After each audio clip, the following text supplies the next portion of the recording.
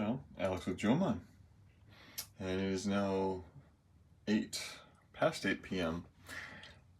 Where the last time I did anything with this healthy chocolate pudding recipe was about 4 o'clock. So, not just 2 hours in the fridge, but a good 4. And here it is, back out of the fridge.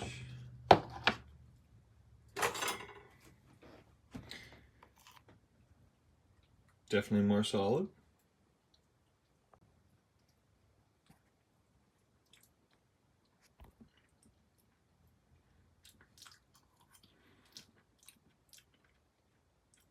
Definitely a darker, it almost seems like a darker flavor, but then again, there is like three tablespoons of cocoa powder in there. And the only thing to sweeten it is a 1/4 cup of honey.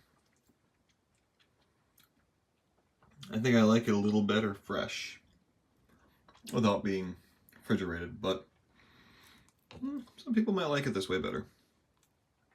That's up for you to decide. Still, it's one heck of a treat when it's actually healthy. So, as good as this is, God bless. Don't stop learning.